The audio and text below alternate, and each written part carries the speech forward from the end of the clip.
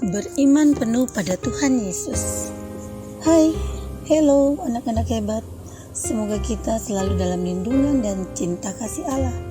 Kembali dalam Doremi, doa dan renungan misioner bersama Sekami Paroki Santo Petrus dan Paulus Argapura, Keuskupan Jayapura. Edisi Senin 31 Maret 2025. Bersama Bunda Meske, kita berada pada hari biasa Pekan Prapaskah keempat. Sahabat misioner, bacaan Injil hari ini diambil dari Injil Yohanes bab 4 ayat 43 sampai dengan 54. Baiklah, sebelum kita mendengar Injil hari ini, marilah kita berdoa. Dalam nama Bapa dan Putra dan Roh Kudus, amin. Ya Bapa, semoga Engkau selalu menguatkan iman kami dan menggerakkan hati kami untuk menjalankan perintah-Mu dengan setia. Hari ini kami juga mau belajar tentang firman-Mu. Bersabdalah ya Tuhan, kami siap mendengarkan. Demi Kristus Tuhan dan pengantara kami, amin. Semoga Tuhan beserta kita sekarang dan selama-lamanya. Inilah Injil suci Tuhan kita Yesus Kristus menurut Yohanes. Dimuliakanlah Tuhan. Sekali peristiwa, Yesus berangkat dari Samaria ke Galilea. Sebab Yesus sendiri telah bersaksi bahwa seorang nabi tidak dihormati di negerinya sendiri. Setelah Yesus tiba di Galilea, orang-orang Galilea pun menyambut dia, karena mereka telah melihat segala sesuatu yang dikerjakannya di Yerusalem pada pesta itu, sebab mereka sendiri pun turut ke pesta itu. Maka Yesus kembali lagi ke Kana di Galilea, di mana ia membuat air menjadi anggur. Dan di Kapernaum ada seorang pegawai istana, anaknya sedang sakit. Ketika ia mendengar bahwa Yesus telah datang dari Yudea ke Galilea, pergilah ia kepadanya lalu meminta supaya ia datang dan menyembuhkan anaknya, sebab anaknya itu hampir mati. Maka kata Yesus kepadanya, "Jika kamu tidak melihat tanda dan mujizat, kamu tidak percaya." Pegawai istana itu berkata kepadanya, "Tuhan, datanglah sebelum anakku mati." Kata Yesus kepadanya, "Pergilah, anakmu hidup."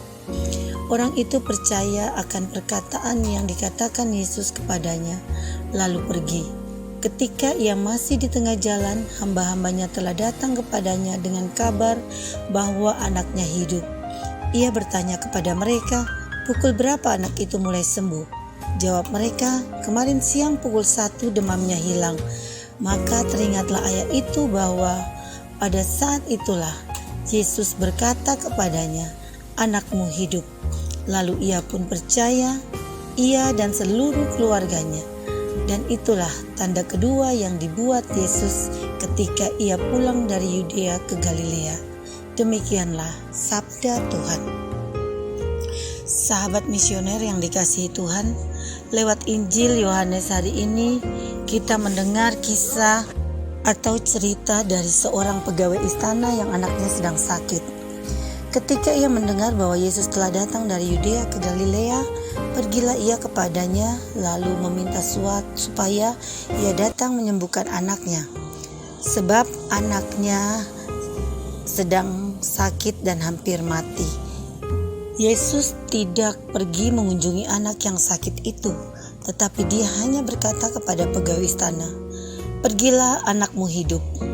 Pegawai istana itu percaya sepenuh hati apa yang dikatakan Yesus kepadanya, dan ia langsung kembali ke rumahnya. Selagi ia masih di tengah jalan, hamba-hambanya datang kepadanya dengan kabar bahwa anaknya hidup. Dan untuk memastikan kebenarannya, ia bertanya kepada mereka, "Pukul berapa anak itu mulai sembuh?" Jawab mereka, "Kemarin siang, pukul 1 demamnya hilang." Maka pegawai istana itu teringat bahwa pada saat itu Yesus berkata kepadanya, "Anakmu hidup." Ada satu hal menarik dalam cerita yang kita baca hari ini, yaitu bagaimana sikap Tuhan Yesus yang mungkin sedikit agak kasar ketika menegur pegawai istana yang datang minta tolong kepadanya. Bukannya menghibur pegawai istana yang sedang sedih karena anaknya sekarat. Sebaliknya Tuhan Yesus mengatakan, "Jika kamu tidak melihat tanda dan mujizat, kamu tidak percaya." teguran yang disampaikan kepada pegawai istana itu dan mungkin juga kepada orang-orang yang ada di situ pada saat itu, bahkan murid-murid yang mengikutinya. Karena sejauh itu kepercayaan mereka kepada Tuhan Yesus hanya didasarkan kepada mujizat yang telah dilakukan Tuhan.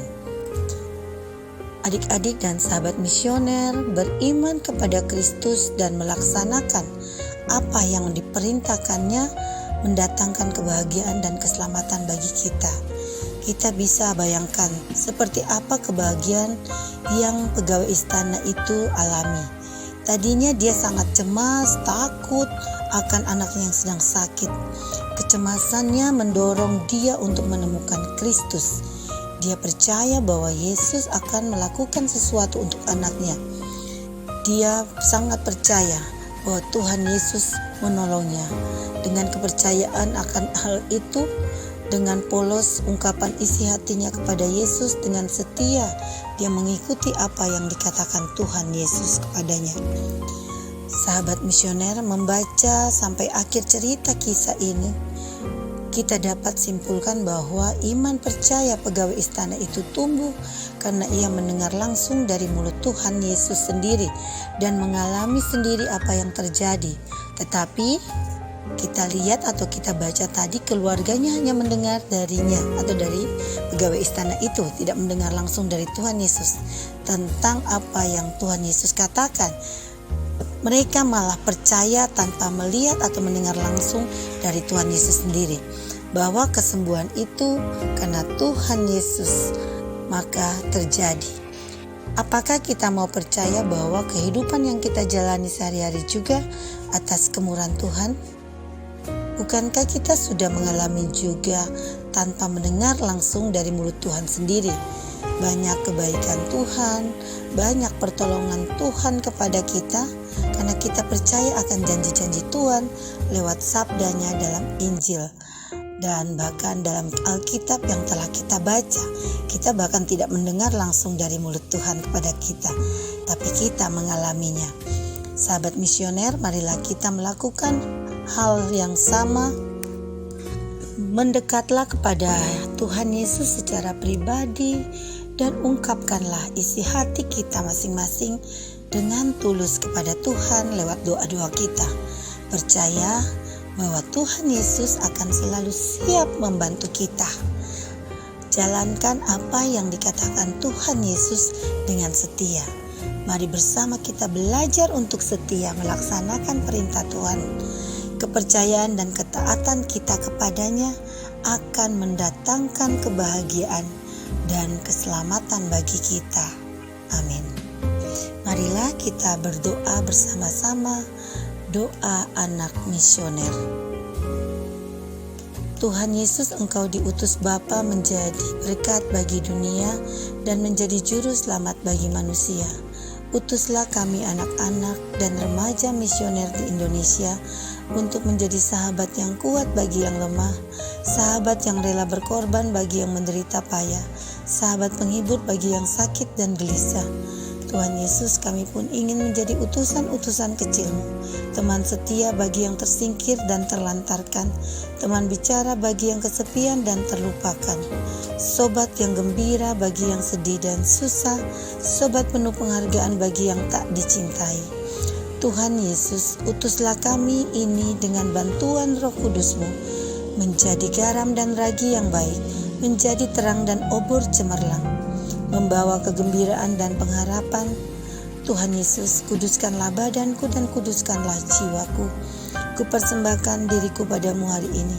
Berkatilah semua anak dimanapun, berkatilah semua orang yang kami jumpai, siapapun mereka. Amin. Bapa kami yang ada di surga, dimuliakanlah namamu, datanglah kerajaan-Mu, jadilah kehendak-Mu di atas bumi seperti di dalam surga. Berilah kami rezeki pada hari ini, dan ampunilah kesalahan kami, seperti kami pun mengampuni yang bersalah pada kami. Dan janganlah masukkan kami ke dalam pencobaan, tetapi bebaskanlah kami dari yang jahat. Amin. Salam Maria, penuh rahmat, Tuhan sertamu, terpujilah engkau di antara wanita, dan terpujilah buah tubuhmu Yesus. Santa Maria, Bunda Allah, Doakanlah kami yang berdosa ini sekarang dan waktu kami mati. Amin. Kemuliaan kepada Bapa dan Putra dan Roh Kudus, seperti pada permulaan, sekarang, selalu, dan sepanjang segala abad. Amin. Marilah kita menerima berkat Tuhan. Semoga Tuhan beserta kita, sekarang dan selama-lamanya. Semoga kita semua selalu dibimbing, dilindungi, dan diberkati oleh Allah yang Maha Kuasa, dalam nama Bapa dan Putra dan Roh Kudus. Amin. Salam sehat selalu, selamat berkarya di hari ini, tetap semangat dan jangan lupa tersenyum. Sampai jumpa di edisi Doremi selanjutnya.